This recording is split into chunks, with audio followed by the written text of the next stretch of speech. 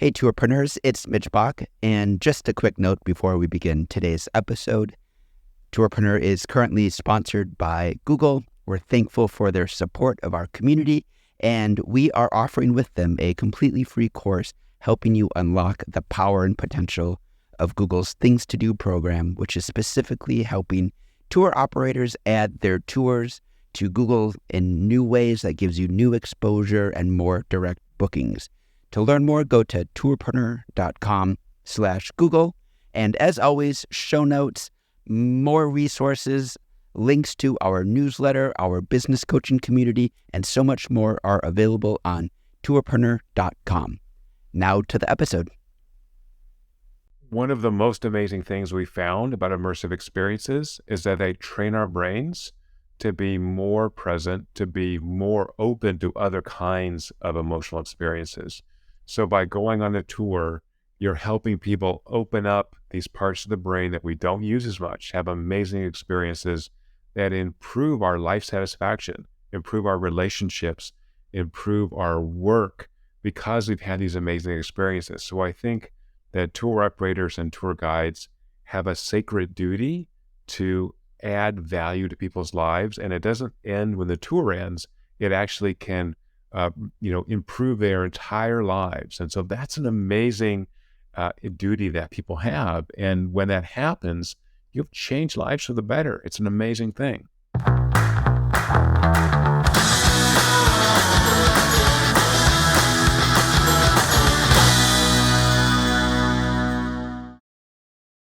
Hi, everyone, and welcome to another episode of the Tourpreneur podcast. I'm Mitch Bach, and I could not be more excited to be speaking with my guest today, Paul Zak. Paul is a neuroscientist who wrote what I think is by far one of the best books I read last year. It's a book called Immersion, The Science of the Extraordinary and the Source of Happiness. Every single page, I whipped out my pencil and I underline, because everything he was saying was what we talk about as experience creators. However, he had the rare and distinct privilege of not just talking about it, but seeing the data inside our brains, inside devices that he's developed to sort of help us tell the story of what makes an extraordinary experience. So, Paul, a huge welcome to Tourpreneur. Thank you so much, Mitch. What a nice introduction. And I'm hoping to add some value on how to kind of optimize these experiences. Excellent. I can't wait to dive in, but I did want to give the listeners a chance just to get to know you a little bit more than my words of praise. Paul, could you give us just a little background of where you come from? I come from Mars, so I'm really trying to figure out what the humans are doing. And I do that by running experiments and measuring brain activity. So it turns out, if you have people do a task in the lab and ask them why they did what they did, they can't tell you. And so many years ago, I began measuring brain activity to figure out, first of all, why people are ever nice to each other. It's kind of a big question, right? You don't have to be nice, so why are we nice? What are the underlying neurologic factors of that? And then once we moved into that, we sort of discovered storytelling as a way to really influence niceness, if you will, pro-social behaviors. And then the natural question for that is, why are some stories awesome? You can see a movie 5 times and enjoy it, The Godfather or whatever. And I mean, going to the DMV is like getting your teeth pulled. So you come from Mars. Some people know it as California.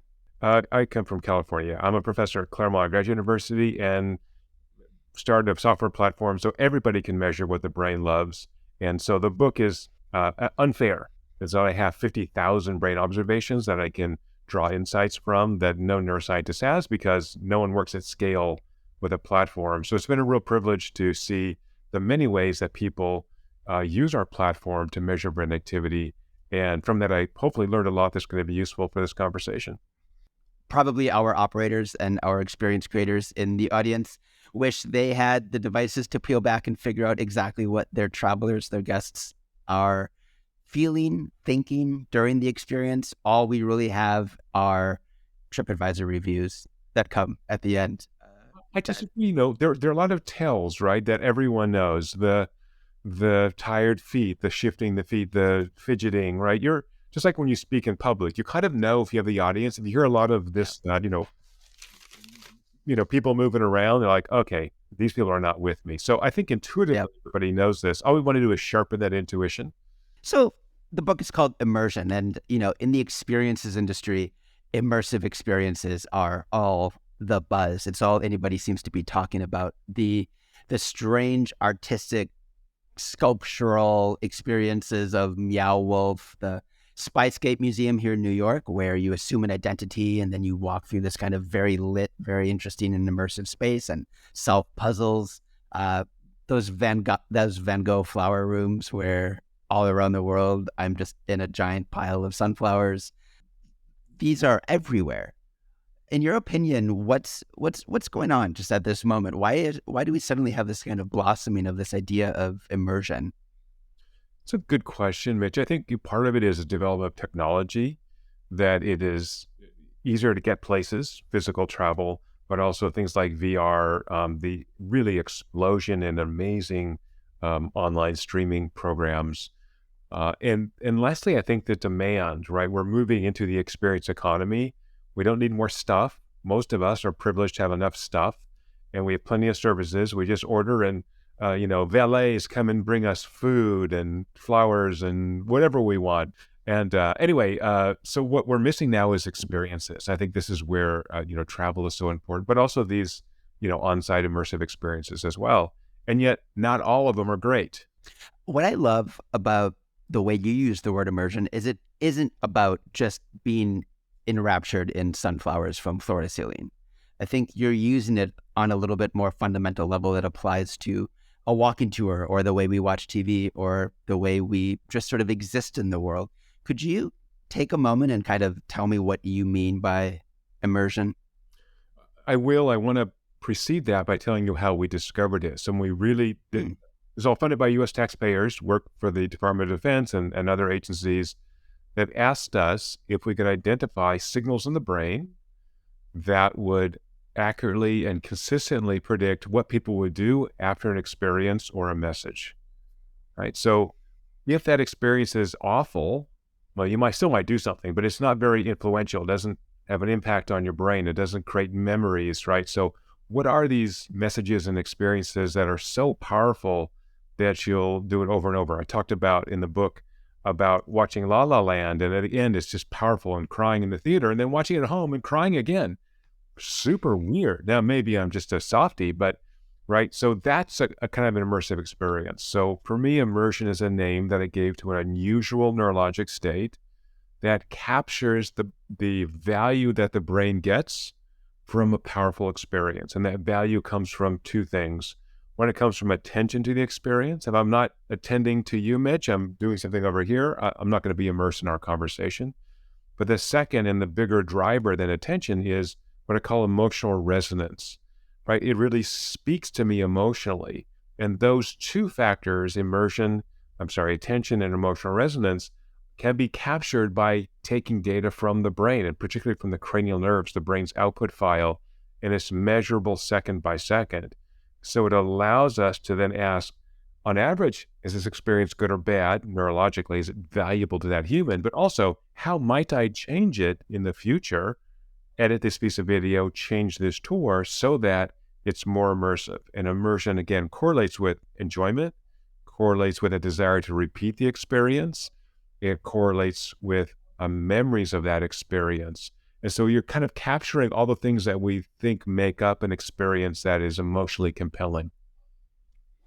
That's really fascinating. I love this concept of attention and emotion because I do a lot of work in storytelling with tour guides, with people exploring the way to create this kind of moment between a group of people that is not just based on information that you're sharing about your city, but a certain kind of passion, a certain type of, heart and love for a place that you're trying to communicate as a guide and an audience that's really receptive. So I understand in those words alone, and I know our audience does, those moments that we've really felt kind of bonded to our travelers. And I'm wondering what's going on in the brain behind that. What's at work in that moment? Man, you nailed it. So the very similar pathways when we express love could be romantic love, could be friendship, playing with your dog. So again, the nature is very conservative. The same pathways activate when we have an immersive experience. So we have this deep sense of emotional connection. What's, I think, interesting about the neuroscience of immersion is that we have to be kind of pushed or shocked into this environment. As I'm sure you know, Mitch, the brain is a very lazy organ. It wants to idle. It takes 20% of your calories to run your brain. It's 3% of body weight. That means high overhead. So the body manages that high energy cost by just kind of staying at baseline. So I think from a tour perspective and from a storytelling perspective, which I like to come back to, we've got to kind of open hot. We've got to give you a reason to really be immersed in this because it is metabolically costly. We're asking people to spend that energy to really have an amazing experience. So we need a guide, just like a movie or a video game has a guide, right? Often in movies, there's a person who's a stand-in for the audience member, someone who's having this crazy, weird experience that the movie's about that the audience can identify with. And to put a cap on that, the most effective way to ensure that people sustain immersion is through a narrative arc. So I'm wondering if when you design and train design tours and train tour guides, if you use kind of narrative tour guiding techniques. Yeah, that's music to my ears because that to me, without knowing the neuroscience behind it, what I've always found is that people remember things when you give them a reason for it to stick in their brains. And one of the ways to make something stick in their brains is repetition, is anchoring it in essentially a foundation that you lay, whether it's a theme or so that you're building something over time on this foundation that is emotional, is probably somewhat repetitive so that it's not just a onslaught of information, but it's also based in, for me as a storyteller, based in human stories, people stories. I'm thinking the times in my experience of talking to a tour guides or being one myself or designing experiences, those are some of the things that the guests seem to remember: people stories, emotion, and the things that I make sure that I'm saying over and over again. Does that kind of line up with what you're noticing on the back end, on the inside of the engine? Very good. So it's human scale stories. So one or a small number of people who are in some unusual situation and then have a crisis. And when that crisis elicits authentic emotions, then we begin to share those emotions. So what's cool about immersion is it's contagious. If I'm immersed in this conversation with you, Mitch, it's very likely you're immersed with me as well. And so from a tour perspective, if that tour guide is really having a great experience, that is going to infect people in the group, which I think is important. Now, here's where it gets difficult and I think hopefully useful. All that you know already, I'm sure. Intuitively, it's obvious. One obvious is that there's not one perfect story for every group of people, right? So in the brain, if the story is more relevant to me, then actually I devote more processing power. So I call this relevance. So if I have a group of Japanese tourists and I'm talking about 14th century Italian Pope, I probably have an idea about that. But if you could weave in something from Japan or from Asia or, I don't know, Marco Polo, if you can make those connections that give you, as you said, an anchor, a touchstone to make that story come alive, it'll be much more immersive. So it's really thinking about the audience and modifying that for that. So we talked off air about TED Talks. And so we found, for example, that immersion in TED Talks not only predicts how many people will watch it online, but a 10% increase in immersion for a TED Talk results in 176,000 more online views, right? These size effects are large. So think about, again, telling a story about the Vatican Museum. You want that story to be relevant to the tour you're leading, but at the same time, also have that human scale, that conflict. I remember the story of the Sistine Chapel. Who painted that? Michelangelo, right? And so, and he had this awful, I don't know, bishop or cardinal or something, and they had this picture of him in the side with some nasty face. And so, that's what I remember from being on the tour of the Sistine Chapel, that there's some awful cardinal that was me to Michelangelo. And then, there he is. And like, okay, that's super cool. Great human scale story. We understand that people can drive us crazy. And gosh, if I'm doing this grand multi-year thing where I can put a lot of faces in and make this guy look like a devil, gosh, I think I would do that too. How are you measuring these responses that's happening inside of these travelers' brains or these experiencers' brains? Initially, we did this in my academic laboratory with blood draws, looking at changes in neurochemicals that are associated with these kind of core attention and emotional resonance responses. Later on, we got electrical activity from the cranial nerves, which we could pick up with a smartwatch or a fitness sensor. So now on the platform, the Immersion platform, because some of these cranial nerves pass through the heart, they have these very subtle, like third and fourth order changes in the acceleration and deceleration of the heart. So basically, we can infer what the brain's doing from a peripheral wearable, which means, again, it goes anywhere, which is really nice. And so, having a platform means I don't have to think of every interesting, weird experience to try to understand and improve. We have people every day, using our technology. And then a lot of that I hear about. And again, that's the secret of the book, is that we had just super weird applications of this technology, which I'm happy to share with you, that are just like, oh, that's a weird, crazy idea. Yeah, let's try to do that thing. So that's incredible that you can infer these sort of brain states and activity from an Apple Watch. I love that. And I would love to see what happens on a variety of walking tours or hikes or 8-day experiences of a group of, I don't know, Canadians to India. But for the purposes of our conversation right now, without that data yet, I'm wondering if we could break down sort of some of the core elements of a travel experience, right? I'm not sitting and watching a movie. I'm walking about in a city, or I'm biking about in a city. From the point of view of the experience giver, a tour begins. Are there things that you've learned are practical takeaways from your research that apply to, I guess, the beginning of an experience? Yeah, so really have a kind of a 5-step approach to creating an immersive experience that, all this data suggested. The first is I call setting the stage. Oh, that 5 stage has an acronym, so it's easy to remember. CIRTA, S-I-R-T-A, which I later found out is a little teeny village in the Alps in Italy. So if anyone listening is meant to CIRTA, shoot me an email. I got to find out about this place. Anyway, CIRTA. So first is staging. I want to set the stage. That really means creating enough neurologic space, enough emotional space to have an immersive experience.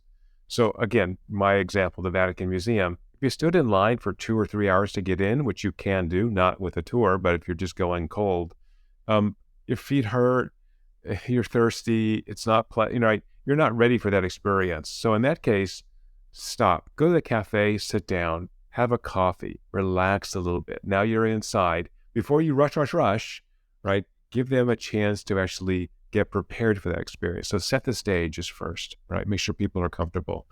The I for that is use storytelling to create an immersive experience, human scale story with authentic emotions. The R is relevance. We talked about that. Target that story at your audience. The T stands for targeting. I used the word twice. Often in groups, you'll find that you have a super fan. And again, you can pick that up because they are bouncing on their feet. They are smiling, right? So you can extend and leverage your story by asking this super fan, if you can identify him or her, hey, tell me about what you think about this story. Now, this person may have some background. They may have no background. They're like, I love this story. I've always wondered about that weird-looking cardinal in the Sistine Chapel, right? So again, if you can leverage that story, as long as they don't run away with your entire tour, but we know how to stop that. And then lastly, the A for CIRTA is the call for action. So many stories have an implicit or explicit call to action. That could be as simple as, hey, I'd love you to rate me on our app. Or, tell me what you would do if you were Michelangelo and you're being tortured by this cardinal. How would you have done that? Would you have drawn this painting, or is there another way? So give people a way to participate in this story. By doing that, you make the story really come alive. And as you said, Mitch, then you kind of focus these memories on, holy crap, I was at Sistine Chapel. It's overwhelming. It's huge. I learned about some crazy stories and how this was done. Michelangelo, 3 years on his back. And then we had this discussion of why there's so many ugly people on there. And it's crazy. And one of them looked like my uncle. And I told him that. This guy looks just like my uncle. Okay, now, not only is the person telling the story going to have a great experience, but think of those 15 people on the tour. They're going to go, man, this was wild. Never saw the Sistine Chapel. It's amazing. And one of the dudes there told this story that one of these awful devilly looking guys was his uncle. Right? It really brings it home. It brings it to me, which I think is super interesting. So CERTA, staging, immersion, relevance, target, and action. I love that. What I'm really sort of blown away by sometimes with what your research uncovered is the way in which, I guess, our conscious brains don't tell the full story of how we're actually feeling on these tour experiences. And as much as we know when we're hitting the mark on a tour, I think we also know when a guest is being polite, when they're maybe being a little less than truthful, or they're making up reasons to their conscious self about why they're pretending to like our experience, but they really aren't. I was wondering if you could maybe just dive into this kind of world of discordance between our two levels of living. Right. And so one level is that unconscious level, which is perhaps 99% of brain activity. And there's the conscious level. So I do think most of us suffer from what I call the Freudian hangover. We think from Freud that if I just poke you enough, I can make that unconscious conscious. And it turns out you can't do that in most cases. So we are very poor conscious articulators of our unconscious emotional responses.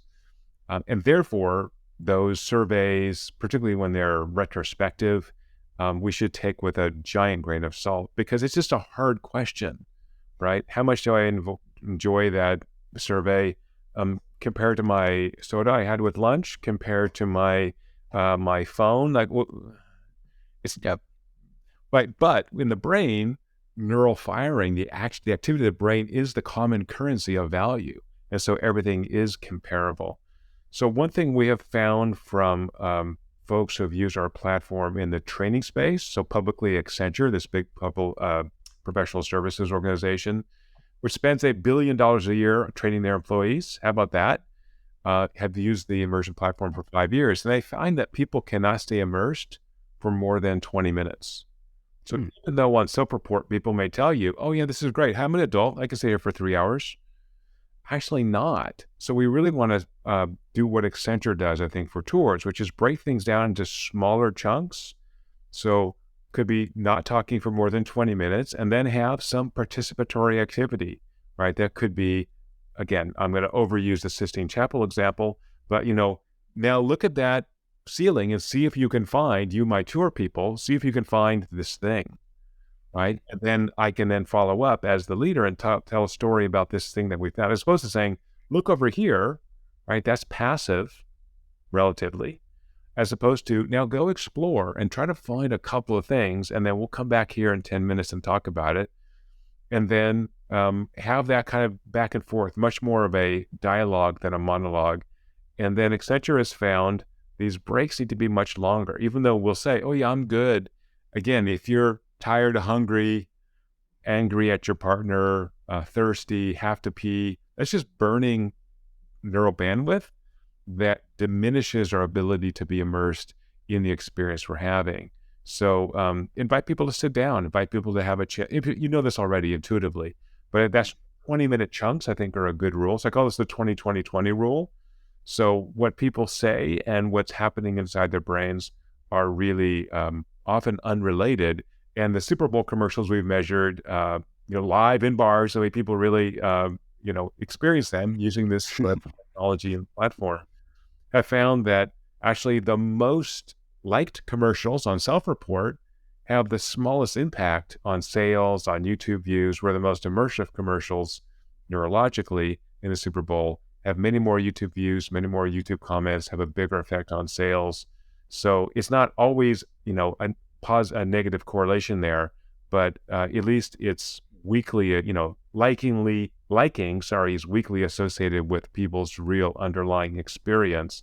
And so that is really a cautionary tale to kind of read the emotions and look at people's faces, look at, again, the body language, see what you can learn from them, not just ask them, because people are nice, Or I asked, Mitch, are you tired? Do you need a break? Whatever. You're like, oh, no, let's keep going. I'm good. Because you're a nice person. So I think from the tour perspective, really kind of reading the body language, reading the drop in the shoulders, kind of the shuffling, kind of get those unconscious cues that tell you that people are getting a little tired out. And I think that 20-20-20 rule is not bad. So don't talk for more than 20 minutes. 20 minutes is something active. And then come back and discuss what we learned actively and then put a 20-minute break in. So maybe it's a 20-20-20-20 rule.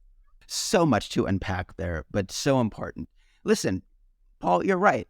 A lot of this is intuitive. You bring the data. However, just because something is intuitive, especially when you're listening to it in a podcast, doesn't mean you're practicing it. And the one thing that I see, I'm a little bit like you, except that my data is I take tours all the time. I observe tour guides. And one thing I notice is that the eagerness of the guide or of the operator who's designed the experience is to pack it in, that the more things we can do, the better. And so the first thing that I hear you saying is that there's this concept of neurofatigue, which is that we just simply can't take it. And even if you're the best storyteller in the world, 3 hours of nonstop fantastic storytelling is overload. We're not actually appreciating it. Correct.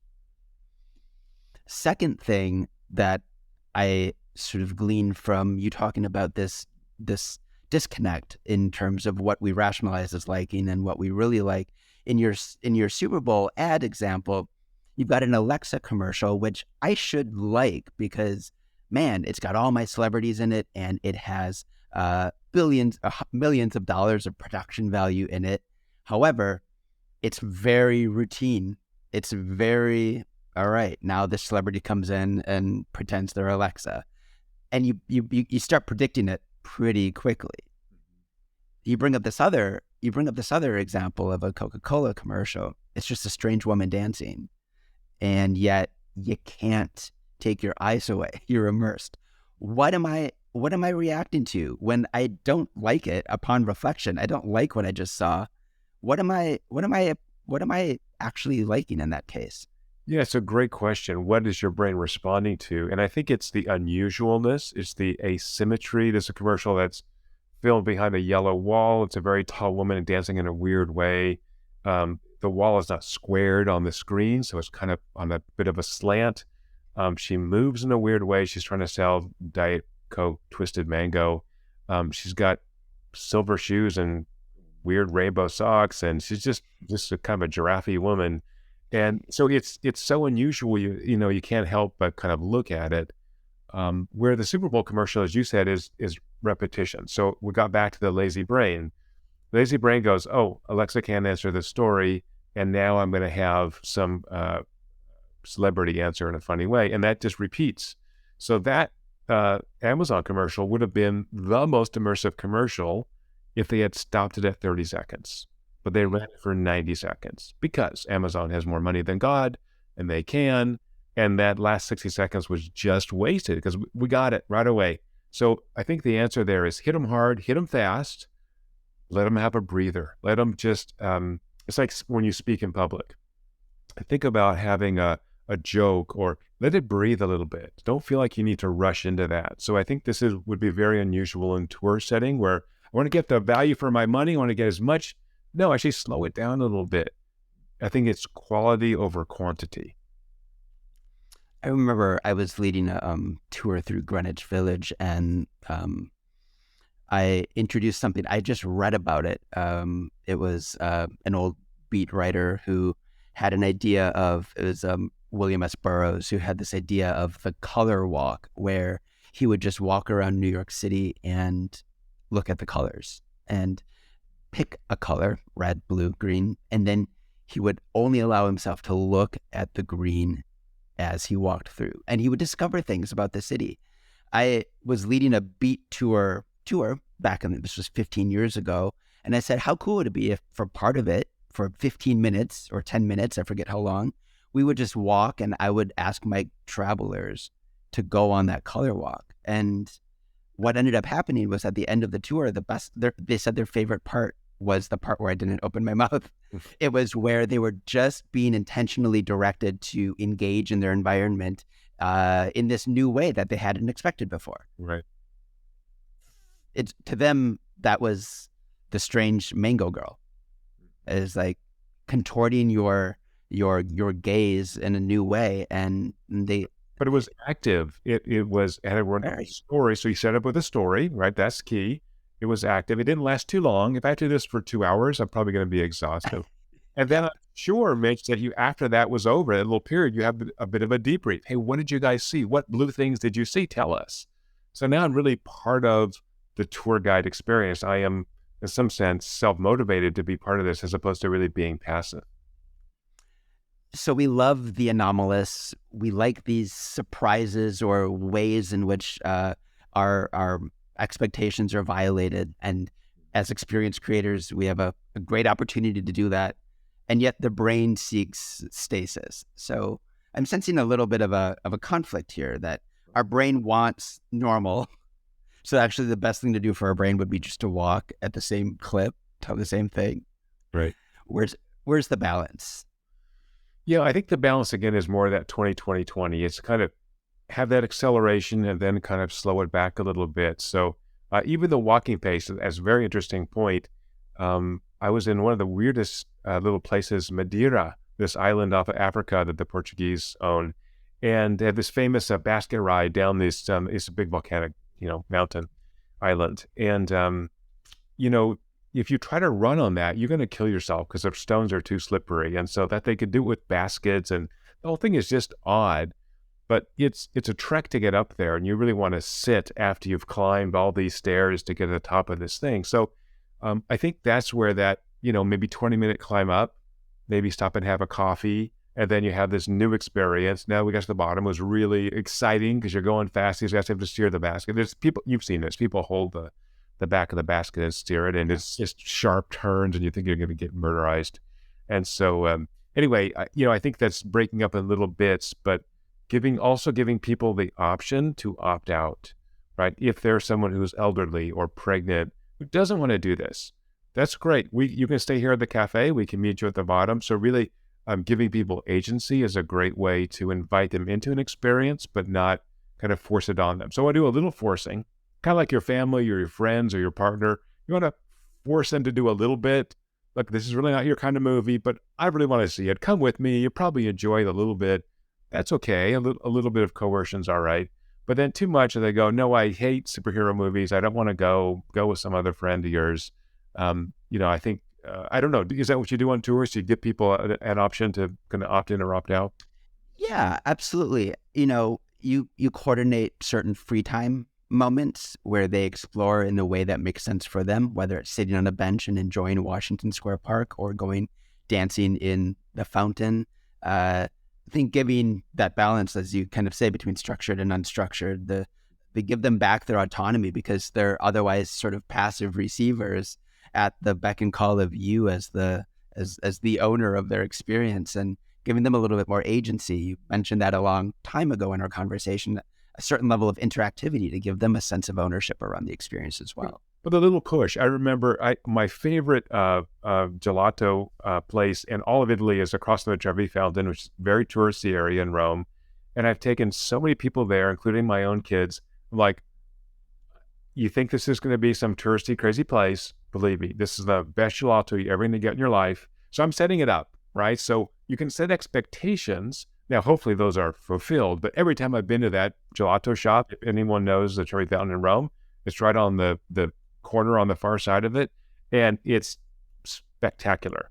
And so, yeah, I mean, I think it's very fine to set this up and go, look, this may seem like a weird thing, but trust me on this. I've been here 100 times. This is going to be amazing for you. That's great. It kind of speaks to, actually, I took a big trip to Japan for my honeymoon, and I thought it was going to be the pagodas and the cherry blossoms and everything else that I loved. But the things I loved were actually not exactly great experiences. It was the green tea that tasted like snot, but I couldn't really dislike it or like it. It was just so alluring, and I still remember it, and I still kind of like it. It's the time that I used Google Translate incorrectly and accidentally, I think, invited our taxi driver to come in and have dinner with us. Those things, those pushes. I think you at a certain point use the word tension to talk about these moments where the discomfort is productive or helps spur immersion. Yeah, exactly. So think of immersion as tension in your brain, and that's why you want that action at the end of this experience. Let them do something to dissipate that tension and resolve the story that you've put them in. And again, then they have agency for that. But also, as you've said, Mitch, they're creating this sensory experience to the extent, and this is great for travel, the more senses you engage, the better. So you talked about the taste of this weird tea, the kind of embarrassment of using Google Translate the wrong way. I remember in Japan, I was surprised how much forest there is. These wonderful forests you can walk through. The palaces are great and they're amazing and they're everywhere. But I had some of the best times in the rain walking through and in the suburbs of Tokyo through forests with my daughter. And it's just crazy area that I just didn't think. I just think of this as a, super urban, dense population. But actually, Japan's not that dense. I mean, the cities are, but the rest of it's not. That sense of unexpected translates into a really strong memory. Yeah, and that's that shock that you need to kind of get you in. Like, holy crap, we were able to see this palace, and now we got this giant forest we can walk through. Hey, honey, my daughter, how about there's some path here? Let's go explore this crazy forest. And then all of a sudden, that gives you a surprise, and you start creating your own story around that. So again, I think having that flexibility to kind of choose your own adventure to an extent. Obviously, people can't wander off and get lost in the forest. That wouldn't be good. Probably wouldn't do your rating so well. I mean, speaking of Japan, I think it was the rail company actually introduced surprise tours where you book something that you don't know where you're going, and then you get sent a ticket the day before, and it's organized, but I think it's the random travel movement that's happening in Japan, and there's a lot of articles on it because it's like, just get rid of the planning, get rid of my brain working at all, just surprise me and delight me, give me something new to chew on. I love that so much. Oh, that's a brilliant idea. Yes, great. And if you had a tour guide that would then, as you get on the Shinkansen or whatever you're getting on, would now kind of fill you in. So we're going to go here. So in Japan, I remember taking the Shinkansen from Tokyo out to Nagano, which is where these snow monkeys live. These white monkeys live in hot springs. It was awful because you take a local bus and no one speaks English out there. And then you go trek through snow and it's super cold. We don't have the right shoes. And then you get to this magical area with these wild monkeys running across your feet, living in hot springs, hundreds of them. It was just a little baby, cute little, baby monkeys running around. It was just the most amazing experience because we suffered a little bit. And so I think that's where the investment, both in travel, but also the investment in getting there can be really valuable. You're setting people up so that I'm a little bit tired. I'm a little bit more open to this experience. I'm not putting these barriers up. So that's the staging I talked about. Man, I mean, that makes me think about my Catholic roots and the concept of pilgrimage, which is profound and transformational, but only on the condition that you kind of have a lot of suffering. You walk way more than your feet should be allowed to walk. But the result is entering into this almost like a space of receptivity to the world, to what's next in a way that you otherwise wouldn't if you were in your kind of normal mode. Like what's going on there? Yeah, I think of this normal desire for baseline. And once we push beyond that, then now we're kind of in a new world that our brain's not used to. So we're open to many more experiences. So any kind of extreme adventures, zip lining, climbing mountains, Mount Kilimanjaro, whatever that is, push us to a level. So I think from a guide perspective, again, you want to be sensitive that you're not pushing people over the limit. So there's this sort of inverted U curve that happens everywhere in biology. And so I want to push people kind of to that sweet spot where you're a little bit uncomfortable, maybe moderately uncomfortable, but not so much that you're kind of, losing your mind. That's not good. And so again, that's going to vary a little by individual. So you have to think about who's on the tour, how far can I push them? But if I keep you at the low level of that inverted U curve, and you might as well just sit on your couch or use VR or something, that's not a real experience. Now, again, if you can't get out or you have trouble walking and that's all you have, wouldn't be terrible. But VR Japan versus random really being in Japan and taking that tour, it's just a world away. So the takeaway here is you want to push people so that they're a little beyond their comfort zone. So you're opening them up to actually experiencing something new. Otherwise, they're going to revert back to what they're comfortable with. That's our normal state of being. And so that means maybe a little bit tired, maybe a little bit hungry, a little bit thirsty. Hey, we're going to suffer a little bit to get to where we're going. But the payoff is this broad surprise that something crazy is going to happen. This discussion about surprise makes me also think about marketing, about where anticipation is happening a lot in the tour, which is before the experience starts. So much of this excitement is happening before you ever meet the guest. But they've already met you virtually through your website, through the copy that you've written, through the videos that you've shared. And it almost feels like you're advocating slightly for a less is more approach to how much you even tell them this trip is going to contain, because once they set that expectation, it's like they're creating a baseline of what they expect, and then the surprise becomes harder. That's a really interesting point. I think you're right, Mitch. I think that if I set the expectations, the world's best tour, we never get anything but 5 stars, and then your expectation is so high, I don't have much chance for surprise. I think you're right. We certainly want to use marketing to get people to sign up, to do something. Again, even just leaving your home is going out of your comfort zone. So we certainly want to do that. But maybe leave some of the details out. So, and I think, again, we're back to storytelling. So this is going to be an adventure. Parts of it we'll know from seeing movies or reading books or knowing history.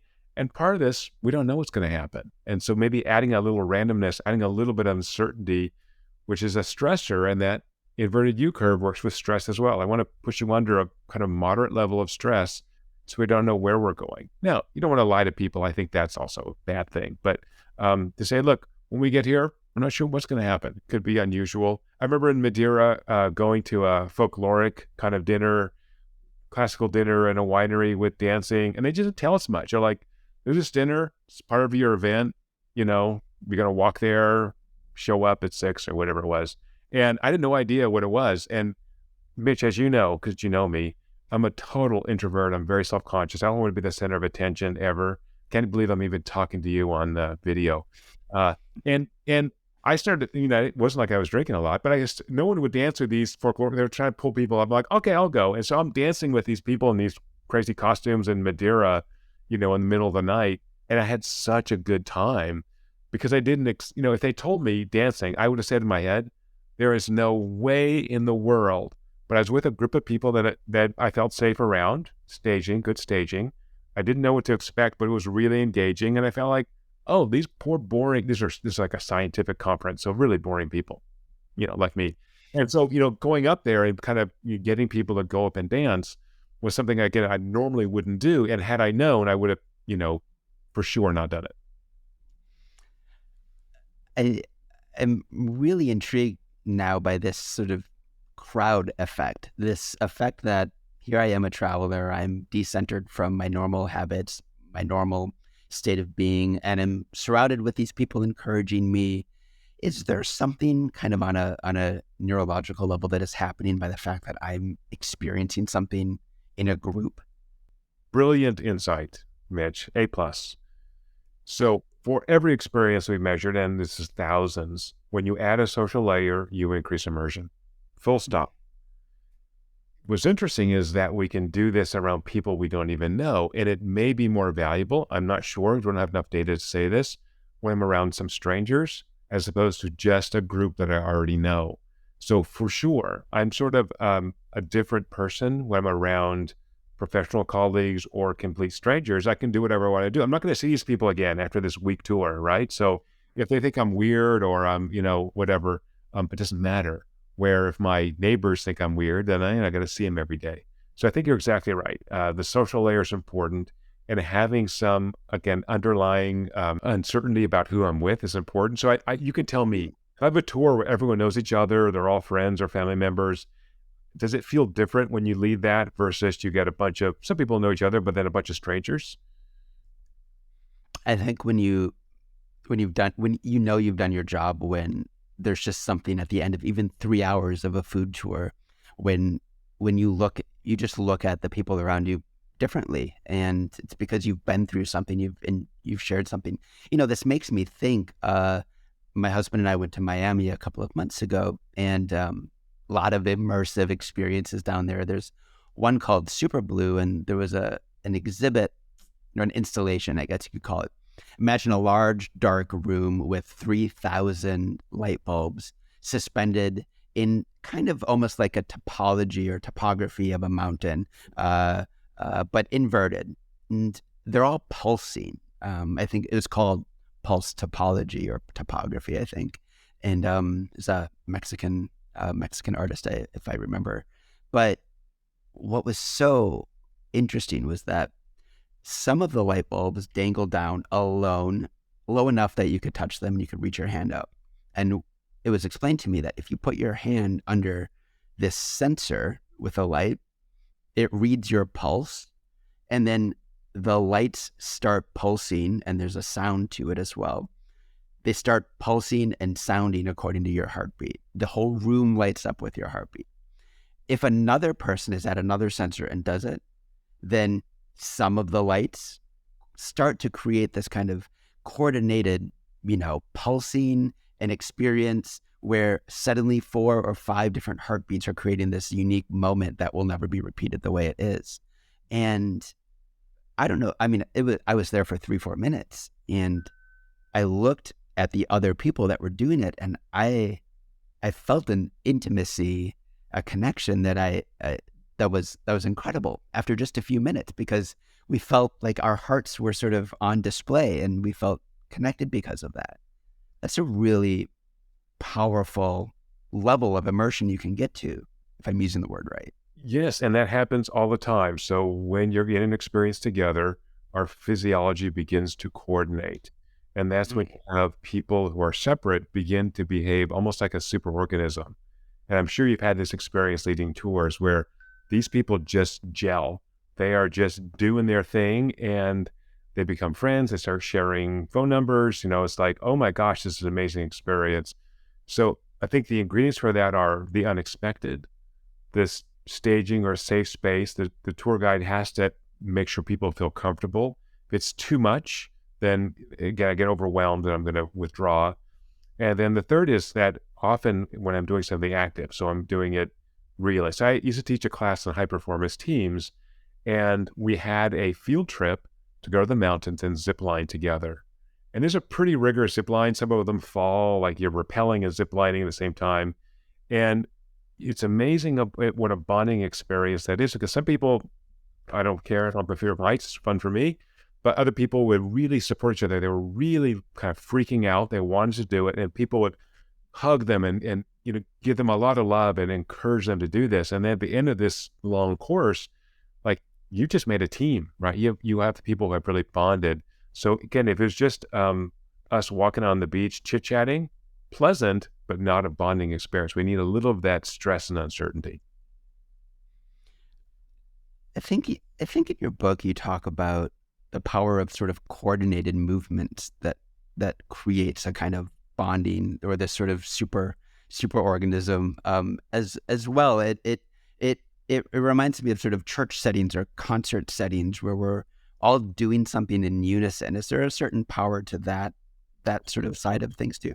And when you're on a tour and you're physically walking together, right, that's exactly, you're setting them up. And so I'd say from a guide perspective, use that to your advantage. You're building this superorganism.